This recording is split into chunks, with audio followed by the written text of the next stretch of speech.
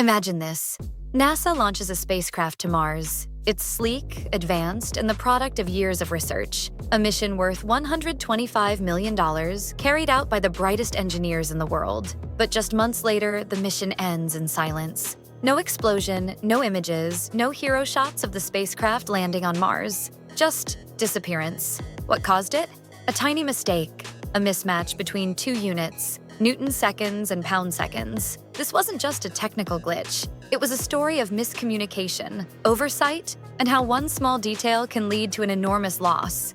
A lesson engineers still study today, but there's more to the story than just a mathematical error.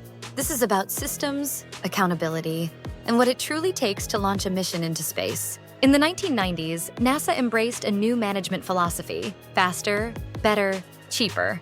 This meant developing high-quality space missions with fewer resources, smaller teams, and tighter deadlines. It was bold, ambitious, and risky. The Mars Surveyor program was one of the most high-profile testbeds for this new model.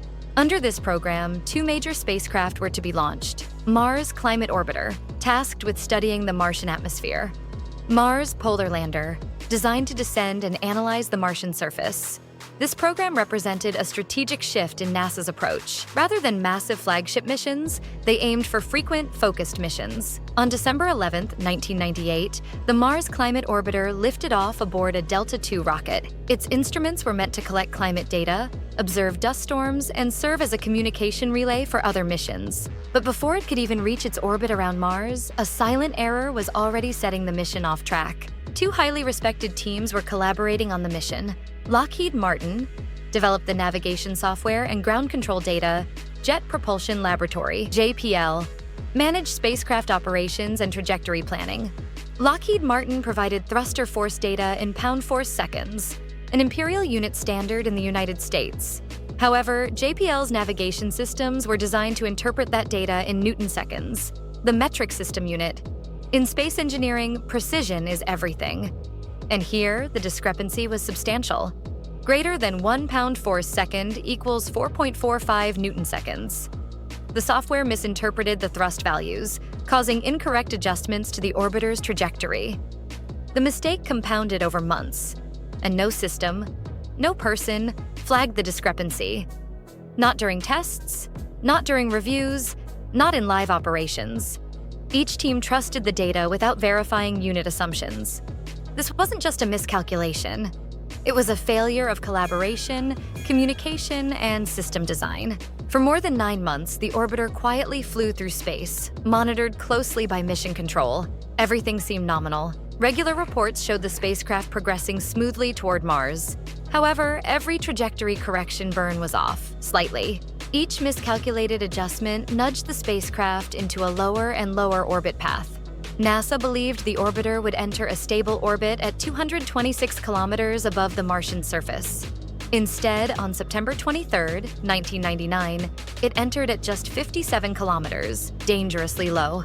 At this altitude, Mars's atmosphere, though thin, generated intense aerodynamic forces. The spacecraft most likely burned up due to friction or crashed into the surface. The final signal was received at 2:01 p.m., after which all contact was lost. NASA engineers waited, they scanned, they checked, but no response came.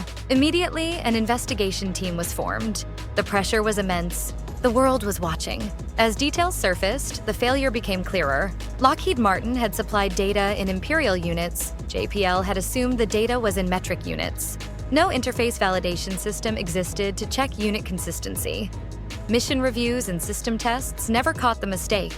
It wasn't just one wrong number. It was a systemic process failure. Interviews revealed that engineers had noted minor discrepancies but didn't escalate them, assuming they were within tolerance. There was no backup system to catch the error. No mandatory cross-team unit validation protocols. This was a mission that failed not due to lack of intelligence, but due to overconfidence in systems and lack of redundancy. The financial loss was officially recorded as $125 million, but the implications went far beyond money. It was a psychological blow to NASA's renewed model of cost-effective missions. Moreover, no climate data was gathered. The Mars Polar Lander, arriving just months later, also failed. Public and political trust in NASA's operations was shaken. In response, NASA enacted sweeping reforms. All missions must use metric units exclusively. All contractor inputs required explicit unit documentation. New interface validation protocols were mandated. Critical data points needed multi-level independent verification. The incident became a defining case in project management and engineering reliability. The story of the Mars Climate Orbiter is now legendary. It is taught in aerospace engineering courses, systems design and software engineering classes, risk management and operations seminars. The takeaway is simple yet profound. Don't assume, verify everything. Design systems to detect human error. Prioritize communication over convenience. NASA's later missions, Spirit, Opportunity, Curiosity, and Perseverance, all saw higher levels of success because these hard-earned lessons were applied.